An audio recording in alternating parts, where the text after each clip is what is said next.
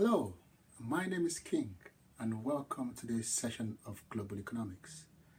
Before we proceed to today's lecture, I'd like to start off by providing insights into the assessments and learning outcomes.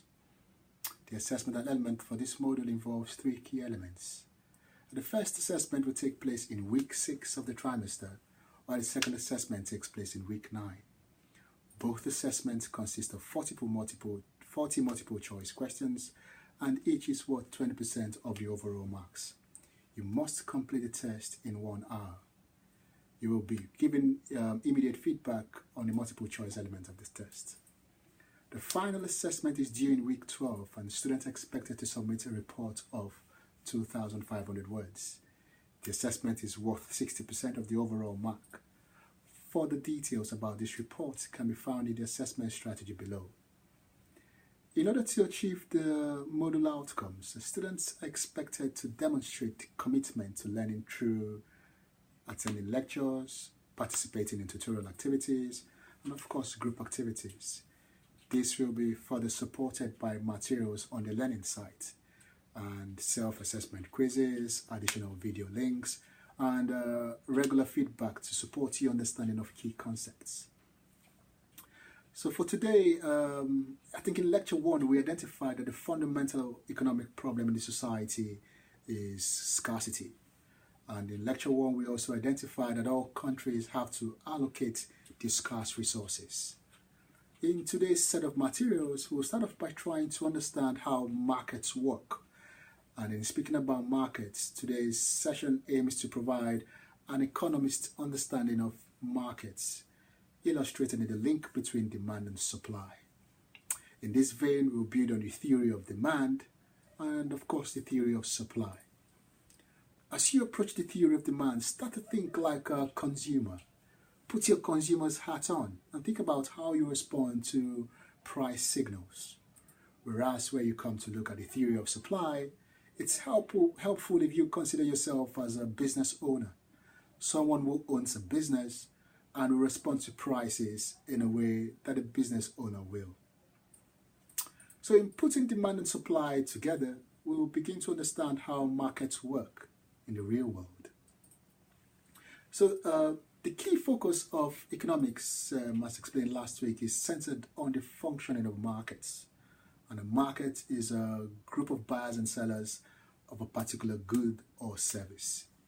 It can also be described as a place where firms sell their products and, of course, generate revenue. However, within markets, it is also important to understand consumer behavior.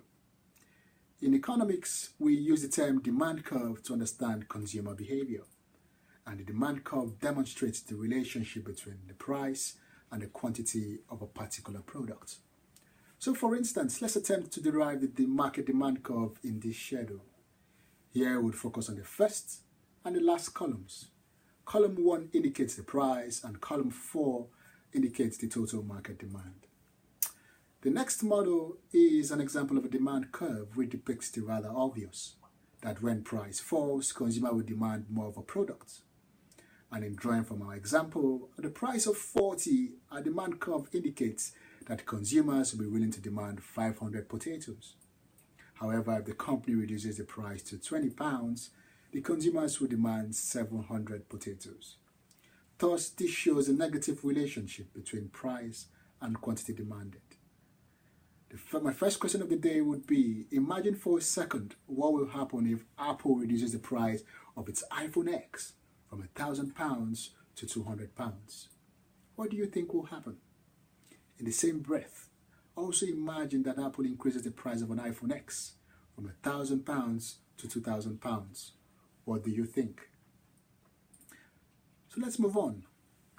So there are also a number of factors which would lead to an increase or decrease in the amount of potatoes or the amount of iPhones demanded by consumers. And this includes the taste and preferences, which is reflected in consumers' attitude to certain products. For instance, consumers or customers are always attracted to new iPhones, new cars, new wristwatches, new Yeezy sneakers. This in its way may also be influenced by advertising. A second factor could be the price and number of substitute and complementary goods. Substitute goods are products which can easily replace a rival product. For instance, Iron Brew and Red Bull, Pepsi and Coke, butter and margarine. Let's take butter for instance. If the price of butter goes up, customers may decide to shift towards margarine, and this will be depicted by a rightward shift in the demand curve. For complementary goods, these are goods that people demand these products together. For instance, a car and petrol. So if you buy a car, then you have to buy petrol. You have to buy petrol, sorry. And hence the demand for cars will lead to a higher demand for petrol. This will also lead to a shift in the demand curve to the right. Then we also have expectations. This is a situation whereby we expect the prices of houses or phones to drop in the future. With these expectations, we may refrain from buying those products today by waiting till when those products drop in the future. And this affects demand. And the fourth factor is consumer income. And at this point, it's important to differentiate between normal goods and inferior goods. So normal goods are goods demanded when consumer income increases and demanded less when income levels rise. For instance, when we have lower incomes, we would consider supermarket branded items. However, when income rises, we would buy more expensive branded items such as alcohol or bread. In essence, more income pushes out the demand curve.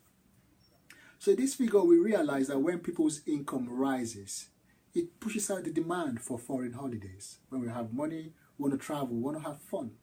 And this is illustrated by a shift of the demand curve to the right. On the other hand, when your income falls, this causes a reduction in the demand for a foreign holiday. That would come to our minds, so that we'll probably spend our holidays in Paisley or even in Glasgow rather than in Madrid or in Toulouse. Hence, a leftward shift to the demand curve. So don't forget this. An increase in income is signified by a rightward shift, while a decrease in income is indicated by a leftward shift. Thus, the theory of demand is the lower the price, the higher the quantity demanded, and the higher the price, the lower the quantity demanded. So let's move on to supply. A supply curve shows the positive relationship between the price of a product and the firm's willingness to supply that product. Unlike the demand curve, which has a negative slope, the supply curve has got a positive slope. For instance, if the price increases, there will be more willingness to supply. So hence, the willingness to supply increases. But as more firms enter the market because of the opportunity, the market's willingness to supply increases, and the supply curve will shift to the right. In essence, this suggests that the higher the price, the higher the quantity supplied, and the lower the price, the lower the quantity supplied. Like demand, supply has also got a few factors affecting it. This includes the cost of production. Increased cost reduces supply, the profitability of alternative products, the aims and goals of producers, and the expectations of producers. These all affect supply. We'll attempt some of these when we focus more on the tutorials. And lastly for today, let's focus on equilibrium. And in the term equilibrium helps provide insights into the linkage between microeconomic theory and macroeconomic theory.